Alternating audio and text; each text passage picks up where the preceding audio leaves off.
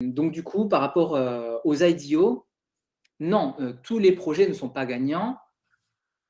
C'est pas 100 des projets, mais si on prend les bons launchpads, les plus gros, les plus sérieux.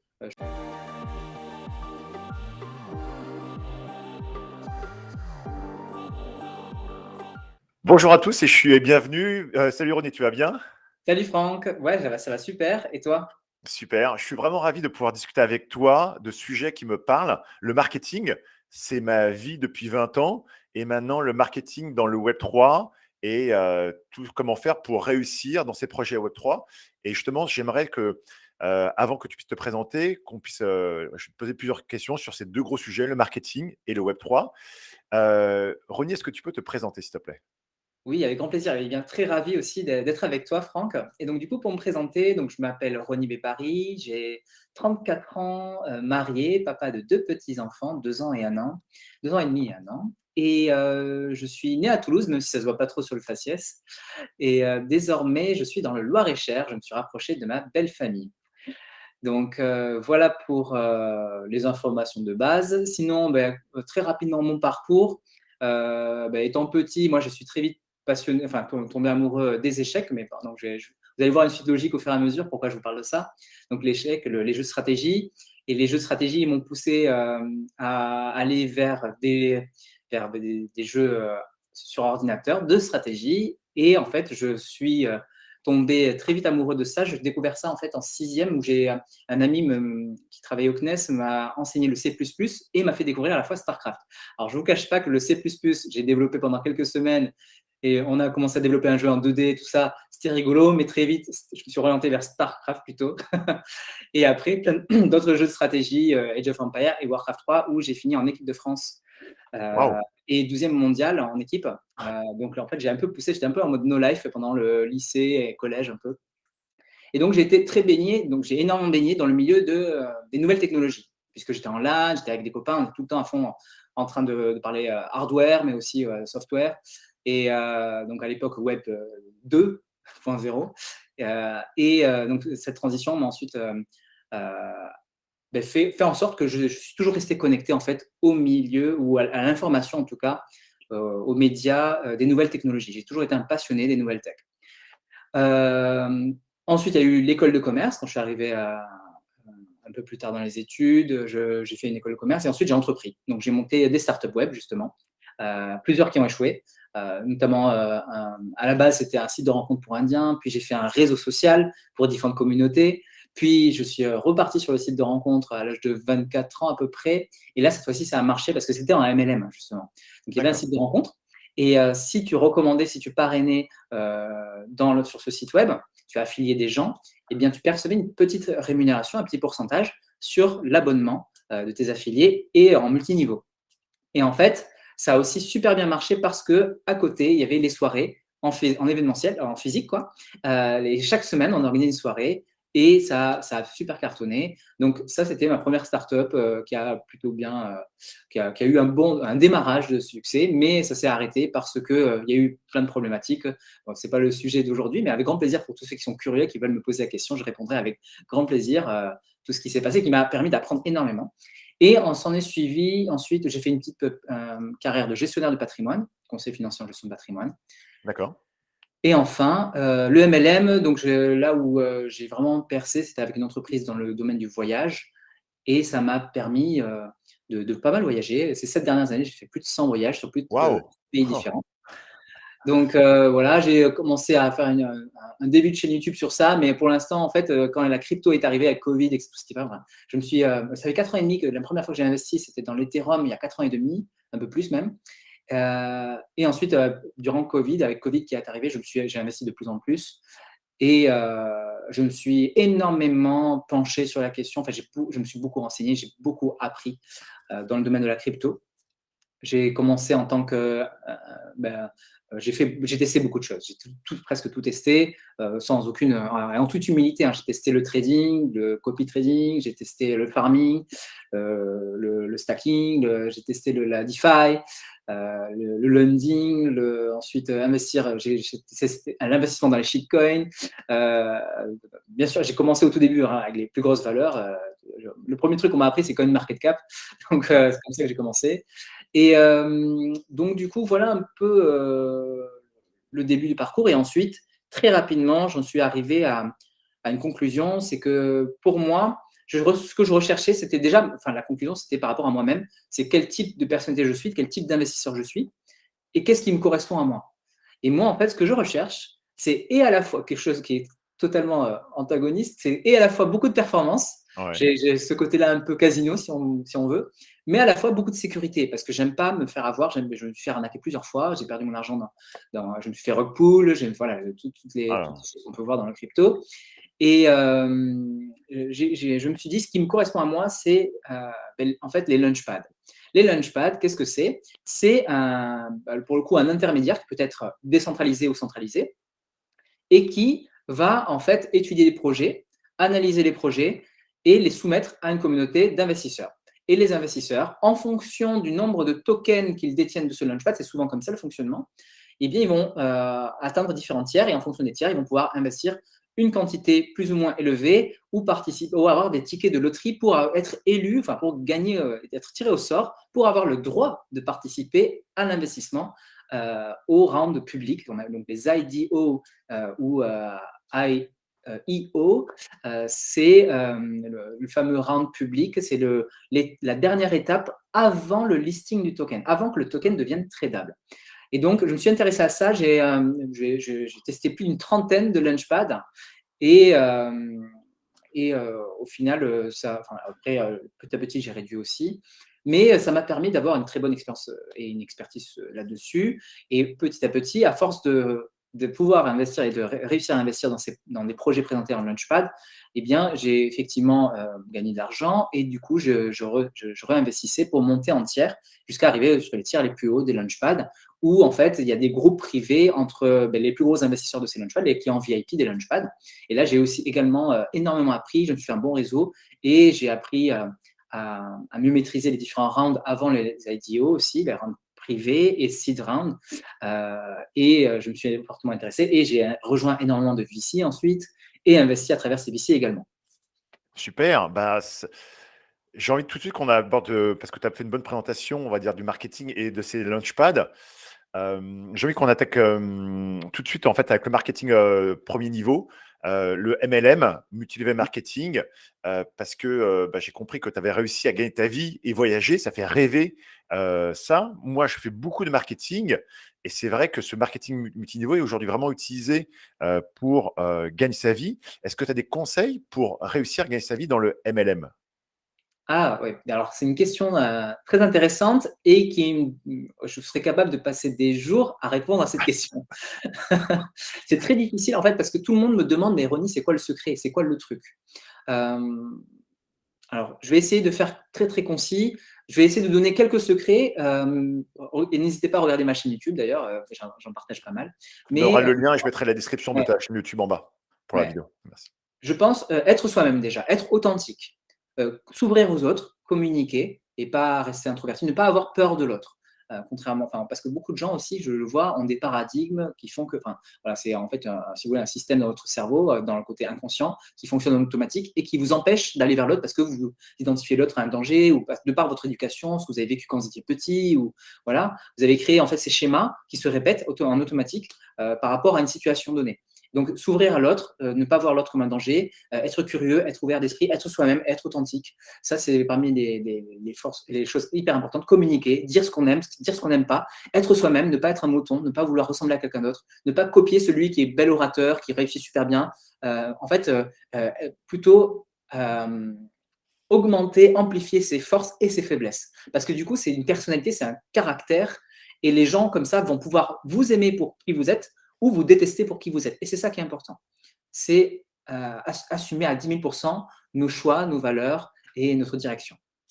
Donc ça, je D'accord. pense que c'est le facteur le plus important pour être apprécié et détesté, et donc être suivi et ne pas être suivi à la fois. OK, super intéressant. Donc on mettra le lien de ta chaîne YouTube pour avancer, pour avoir plus d'informations sur ce MLM parce que j'ai vu que tu as fait beaucoup de publications dessus, c'est vraiment intéressant. Maintenant, j'aimerais qu'on attaque le sujet du Web3 qui est ce nouveau sujet. Et pourtant, ça fait plusieurs années que tu as investi dans l'Ethereum.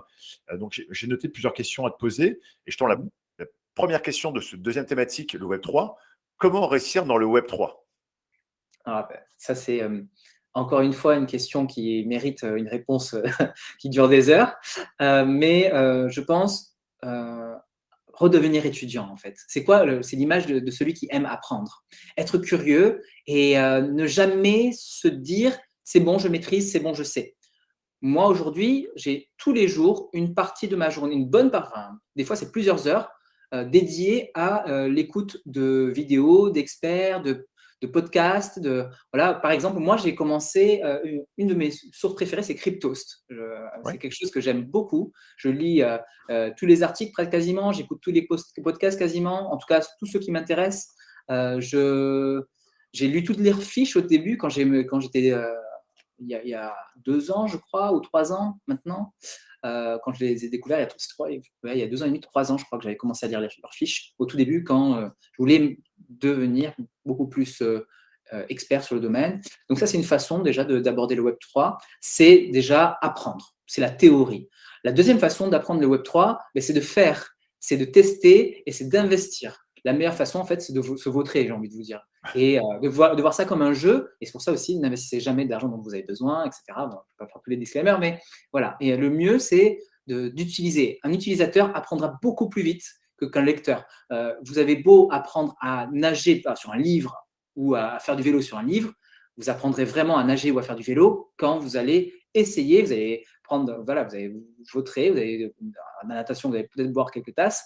Et voilà, c'est comme ça qu'on apprend, c'est de nos erreurs. Je pense que c'est la meilleure façon d'apprendre et de s'amuser. S'amuser, faire des erreurs, répéter, et ainsi de suite. Ça, c'est pour l'utilisateur. Maintenant, j'ai une deuxième thématique. C'est un peu dans la dernière question, je vais toujours aborder ce sujet, on va dire utilisateur, investisseur, et le sujet entrepreneur, start-upper. Quels sont les business qui réussissent dans le Web3?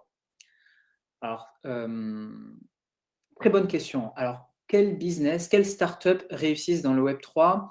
Je pense aujourd'hui qu'on est arrivé à une étape où il faut réussir à, et à la fois être le plus concis, parce qu'il y a une masse d'informations tellement importante, il y a une croissance du marché tellement importante, c'est qu'il y a énormément de startups au quotidien qui y voient le jour, qu'on ne peut plus se permettre, si vous voulez, en tout cas pour moi, je me parle pour mon expérience, je ne peux plus passer des heures sur un seul projet, à étudier le projet de Ouais. fond en comble. Donc il faut savoir aller vite et à la fois faire suffisamment de recherche quand même.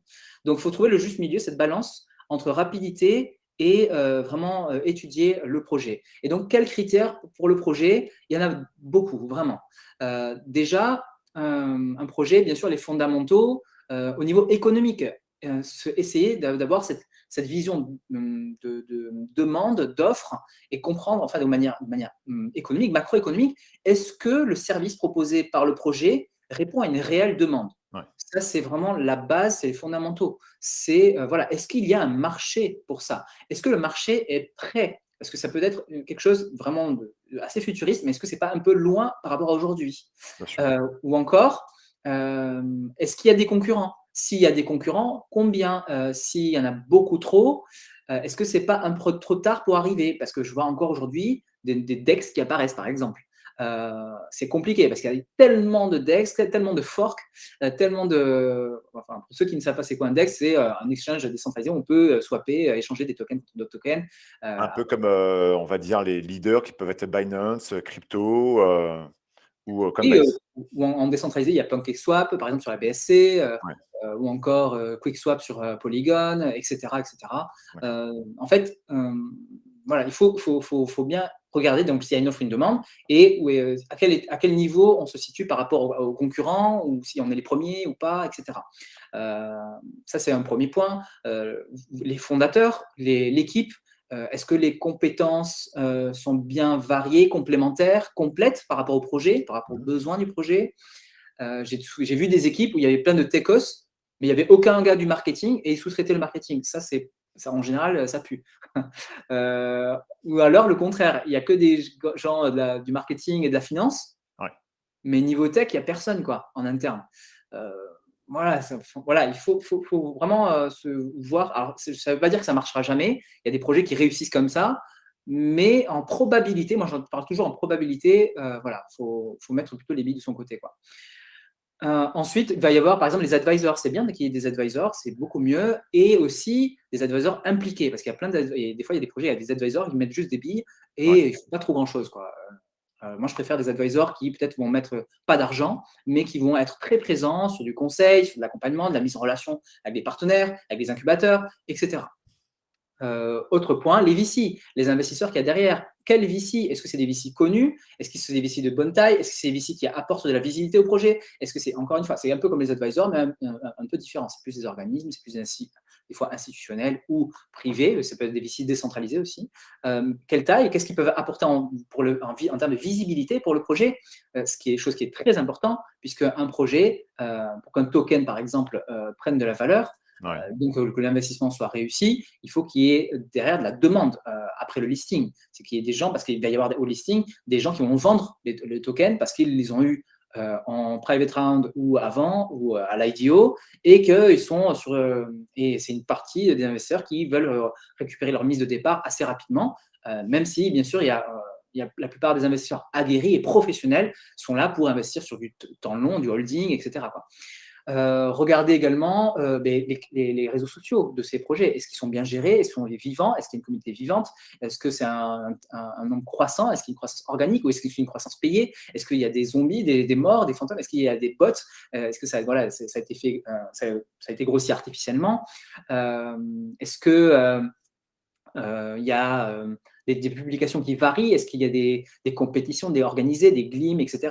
Est-ce qu'il y a je sais pas, des airdrops, En fait, est-ce qu'on excite, est-ce que le projet fait en sorte que le marketing et la communication, que la communauté soit excitée, qu'il y ait régulièrement des mises à jour, qu'on dévoile un peu ce qui se fait en arrière-plan? Parce que par exemple, il y a des projets qui sont en niveau tech qui sont trop forts, Ouais. mais ils ne montrent même pas qu'ils sont en train de faire des trucs géniaux, quoi. Et ils le pondent 2 ans après. Regardez, on vient de faire un truc génial. Quand le token est totalement mort, tout le monde a vendu parce que plus personne n'y croyait, quoi.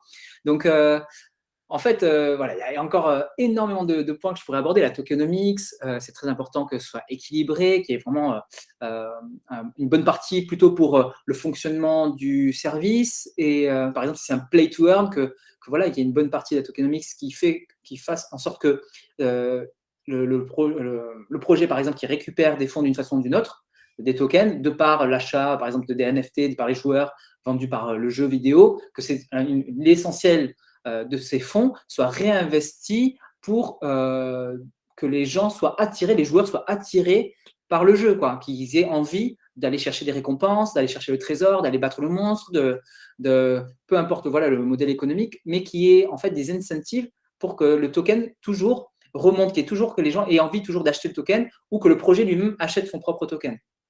Donc voilà un peu ma réponse. J'espère qu'elle n'était pas trop longue ni trop courte.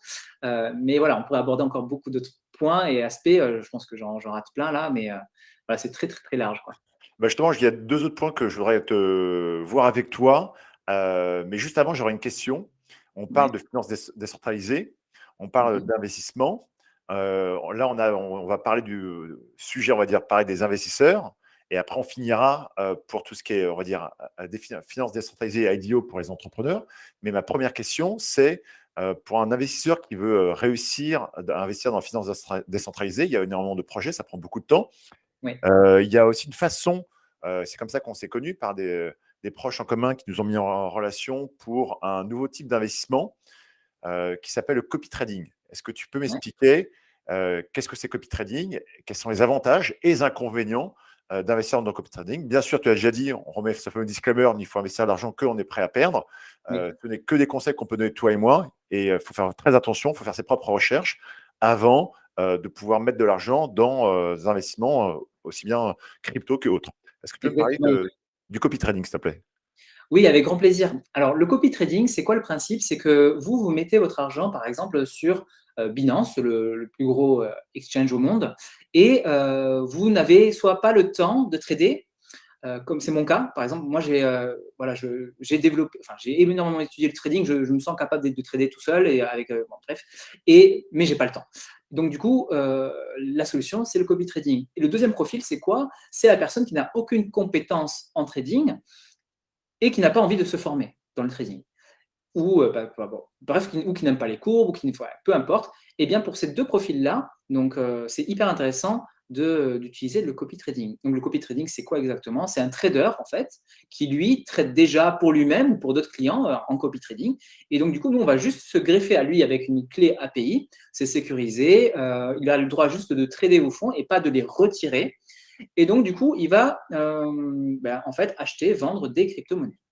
Donc, il y a différents types de traders qui sont sur des stratégies défensives à agressives, qui vont aller chercher beaucoup de performance avec des effets de levier, et d'autres pas, sans aucun effet de levier, mais qui sont quand même très performants, puisque de toute façon, même sans effet de levier, il y a beaucoup de volatilité dans le monde des cryptos, et différentes stratégies possibles. Un trader peut avoir une stratégie d'accumulation de stablecoin, du USDT, ou maintenant, on a même le stable de l'euro. Il peut y avoir une stratégie d'accumulation de Bitcoin ou d'Ethereum ou d'autres altcoins.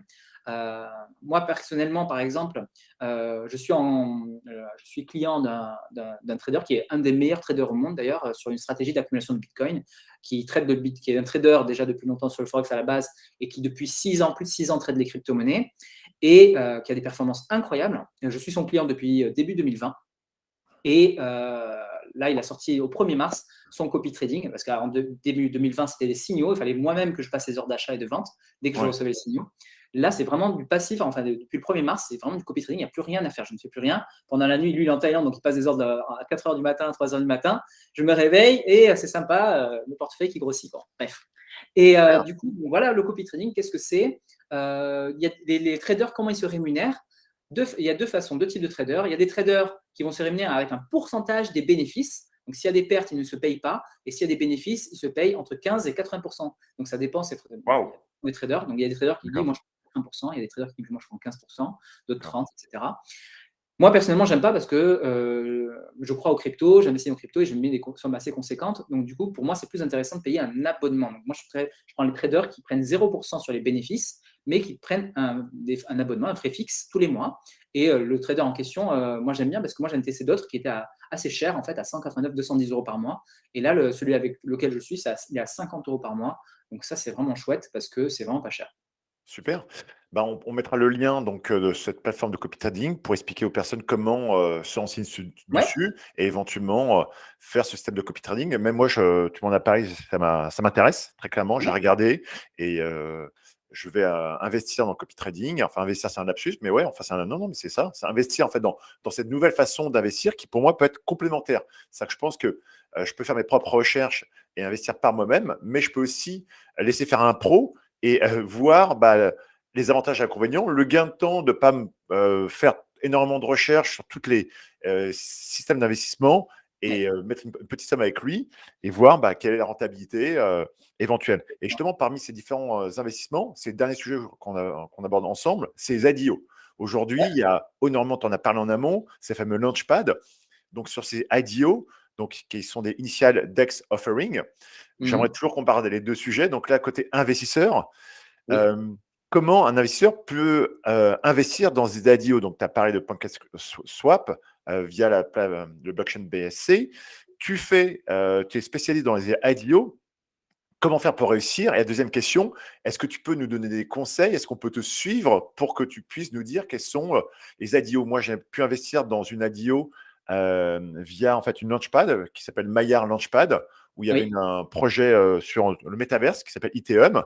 Et c'est vrai que Oui. j'ai compris ce système où il fallait bloquer des cryptos pour éventuellement avoir un ticket. Et Ouais. tu pouvais avoir un ticket de loterie, quasiment tu es obligé de bloquer un montant pour avoir ce fameux ticket de loterie qui va te permettre d'investir. C'est complètement Exactement. incroyable comme système parce que ça peut paraître fou. C'est quelqu'un qui lance quasiment un projet avec un white paper. Il te dit non, Ouais. je ne veux pas ton argent. Il faut que tu bloques un montant et tu auras peut-être un ticket de loterie qui va te permettre d'investir. Ouais. Ouais, Euh, les gens sont prêts à se battre pour investir. comment réussir cette bagarre pour gagner?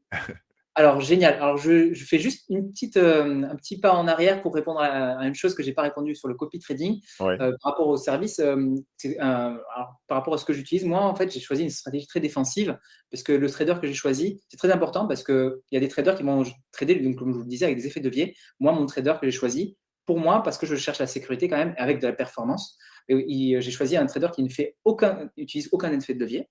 Ça, c'est le premier point. Et qui est sur une accumulation de Bitcoin, qui est le roi des bitcoins, enfin le roi des cryptos, comme vous le savez, et qui est une valeur sûre. Et on sait aussi que tous les 4 ans, en fait, si c'est un chiffre qu'on peut retrouver, 100% des investisseurs sur le Bitcoin sont gagnants s'ils ont holdé, s'ils ont gardé leur crypto pendant au moins 4 ans. Donc, c'est pour ça que j'aime beaucoup ce trader. Et en termes de performance, en 2020, il a fait plus de 137%, un peu plus que x3. oh là Et là, en 2021, plus 615%, un peu plus que x7.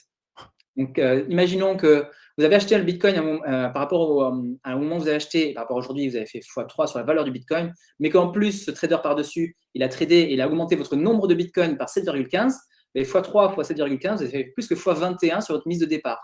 Par rapport, si enfin, par exemple, 1000 euros en 21 000 euros, ou 10 000 euros en 210 000 euros. Donc, ça, c'est sans aucun effet de levier.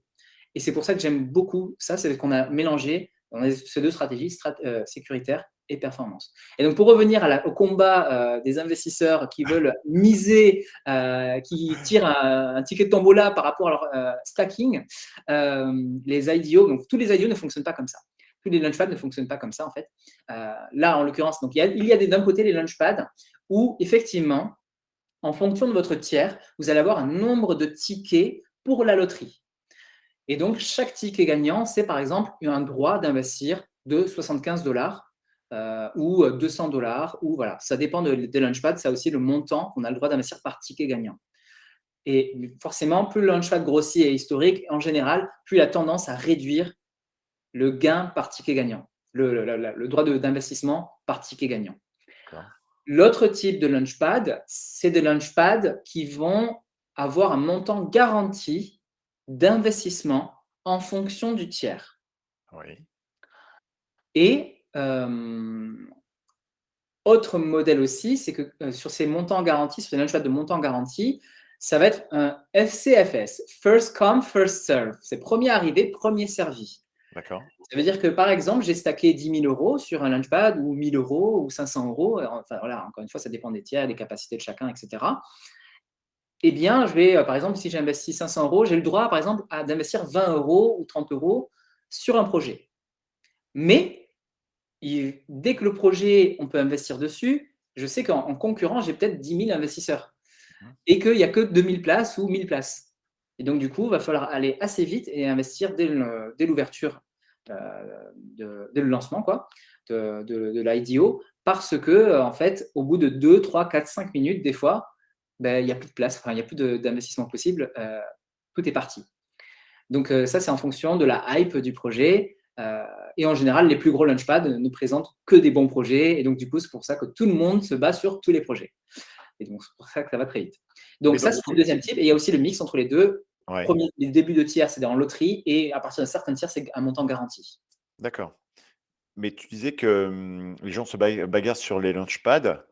Est-ce que vraiment on peut faire confiance à chaque lancement d'un launchpad type PancakeSwap? On va dire, est-ce que tu penses qu'ils ont fait leurs propres recherches pour vérifier la solvabilité du projet et dès qu'il est listé, on doit Alors, leur ouais, leur il faire faut confiance? mélanger deux choses. Alors, PancakeSwap, c'est effectivement du listing et il y a Ouais, beaucoup d'arnaques. Ou alors beaucoup de d'accord, projets moyens ou avec des très bonnes intentions, mais voilà, ils ont très mal marketé, etc. Donc, moi, je ne suis pas à la catégorie listing, c'est l'étape d'après.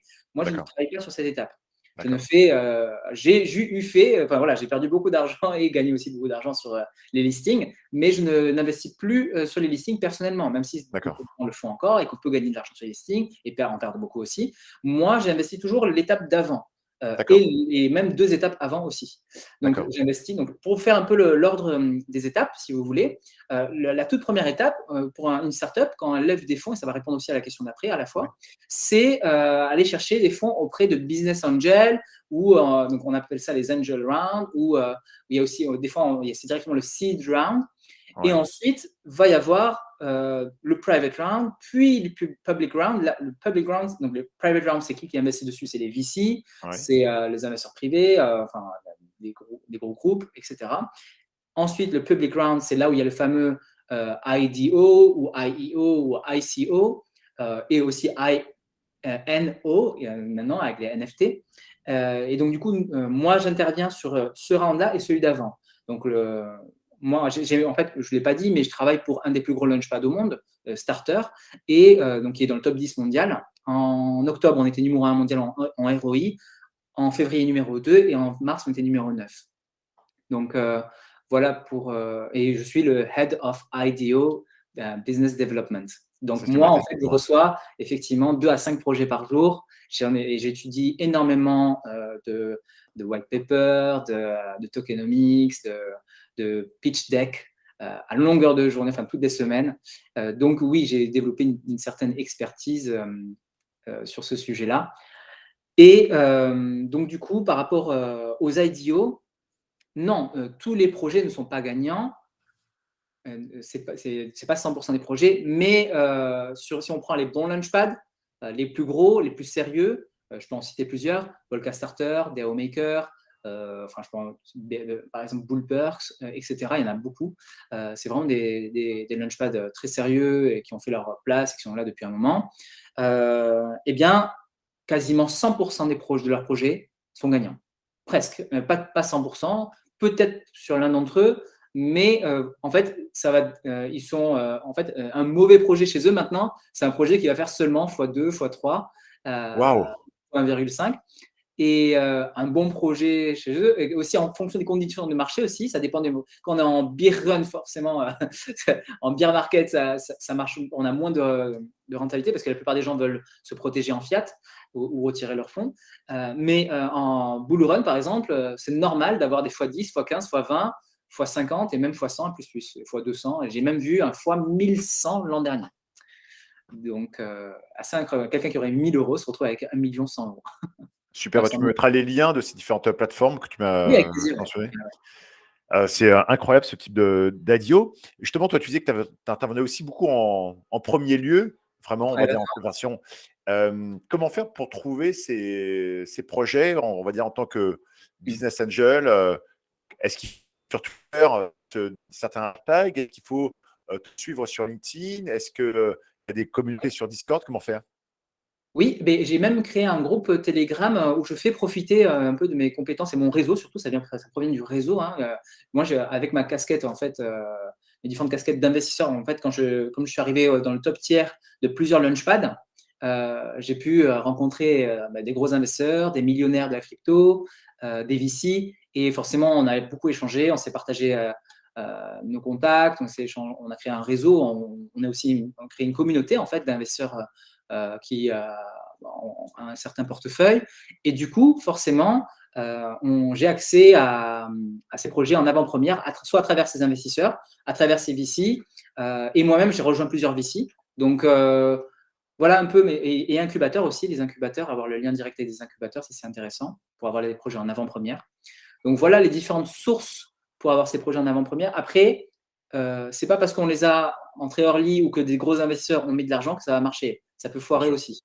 Ouais. Et parce qu'on ne contrôle jamais l'humain et les porteurs de projets peuvent être mal intentionnés. Ça existe aussi et c'est pour ça que je préfère le dire aussi dans cette interview. On peut se retrouver à avoir de très très beaux projets sur le papier avec derrière de très gros fonds qui ont investi parce qu'ils y croyaient et que Ouais, derrière, en fait, ça ne marche pas ou que ça s'arrête ou que, voilà, bon, bref, ça peut arriver aussi. Donc, je préfère toujours partager ces disclaimers. bien sûr. Mais sinon, par rapport au round d'avant, donc le round privé, le due diligence est différent encore parce que il faut être encore plus pointu parce qu'on est encore plus early. On arrive encore avant, il y a moins de choses qui ont été développées. Et Ouais. pour vous donner maintenant aussi quelque chose que je n'ai pas donné tout à l'heure, je vous ai cité les différents rounds. Et Ouais. maintenant, à quoi correspond la levée de fonds de ces différents rounds? Ouais. Ça, c'est important à comprendre parce qu'il y a plein de start-upers, justement, pour répondre aussi à la dernière question, par rapport à Ouais. la casquette start-upper, comment je fais mon IDO, comment je peux prétendre à une IDO, comment je peux être pris par un launchpad, mais il ne faut Ouais. pas faire n'importe quoi. Et il y a vraiment une certaine science qui s'est développée en parlant avec différents experts de différents launchpads et bien D'accord. sûr en développant notre propre Launchpad avec Starter, c'est que il y a, par exemple, le seed round, c'est de l'argent qui est nécessaire pour notamment recruter les premiers éléments, payer les premiers salariés, ou si c'est que des associés, il n'y a pas de salariés et que l'équipe est assez grosse, suffisamment grosse, c'est pouvoir vivre pour développer le MVP, en fait, le minimum value, enfin, en gros, le produit qui puisse fonctionner et avoir un premier G, quoi, une première bêta, alpha, pour à présenter au round d'après. D'accord. Au private round, normalement, on va financer la continuité du développement du produit pour que ça aboutisse, pour que ça avance, qu'on sorte vraiment une vraie bêta, qu'on soit plus du tout sur de l'alpha, mais vraiment qu'on aboutisse sur un produit fini ou carrément finir le produit. D'accord.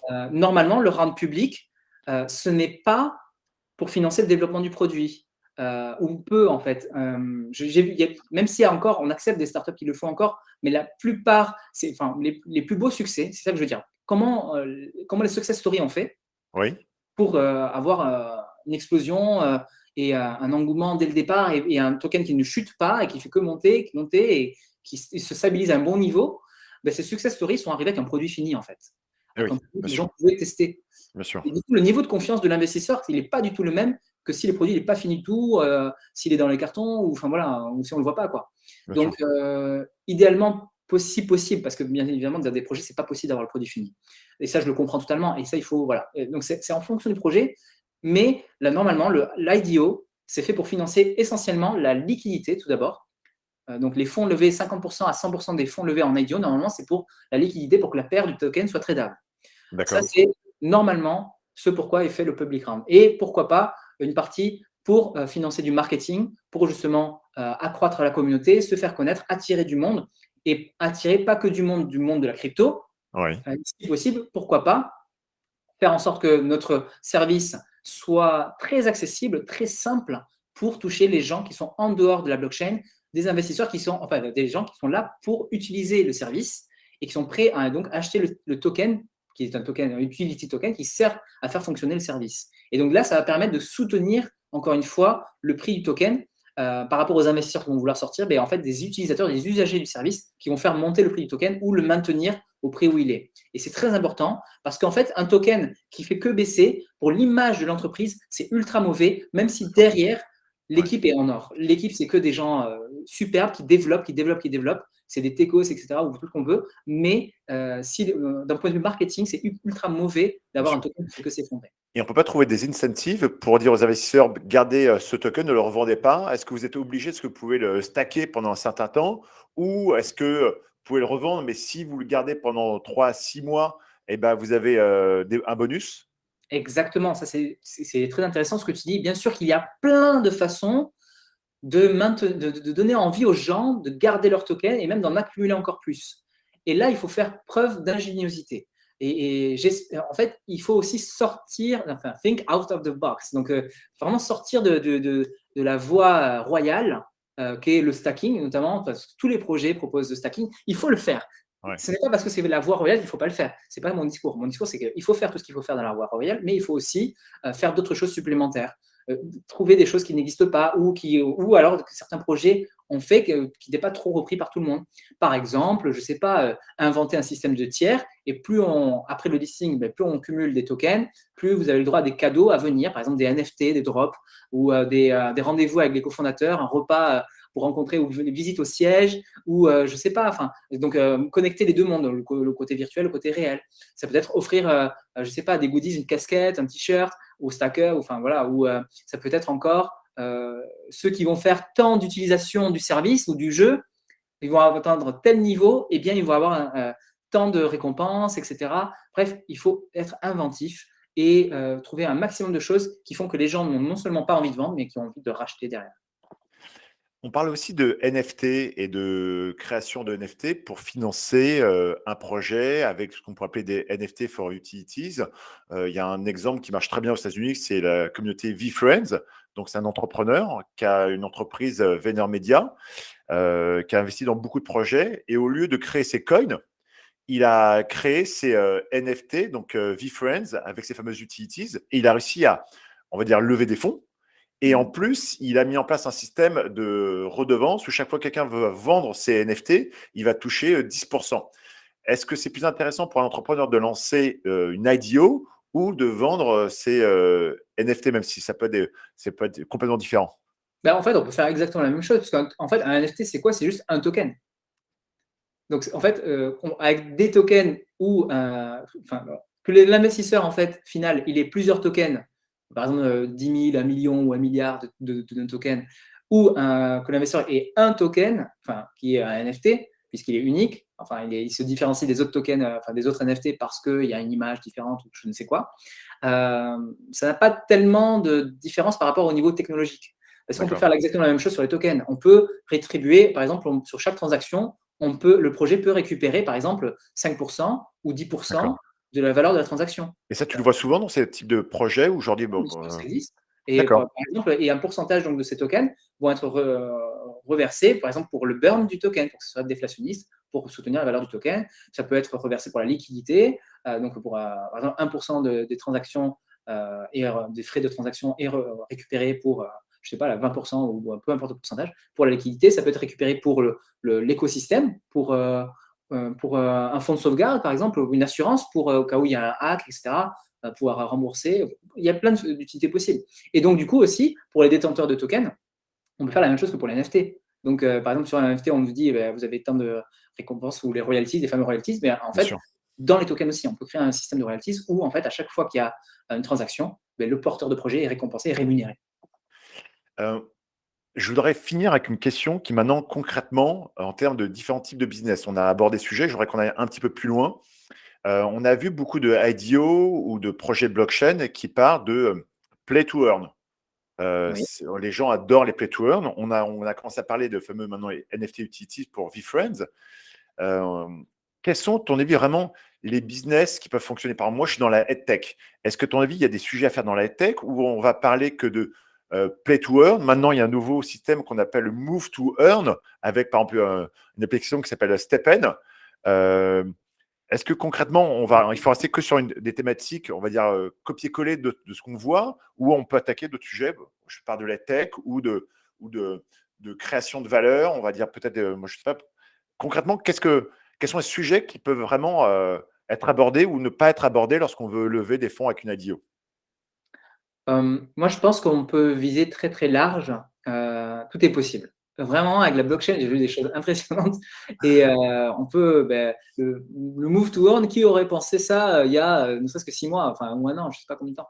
Mais voilà, il y a plein de, je pense qu'on peut aller beaucoup plus loin, quoi. On peut encore être inventif et rajouter, je sais pas, la tondeuse qui est reliée au crypto, on ne sait pas comment et en fait, il y a un intérêt à relier, la technologie de la blockchain, à sa tondeuse de gazon. Je sais pas, enfin, et on pourrait prendre n'importe quoi et juste faire brainstormer et trouver un truc et dire: «Mais est-ce que c'est utile ou pas? Est-ce que ça apporte quelque chose, un changement, de paradigme? Est-ce que ça simplifie la vie des êtres humains, quoi?»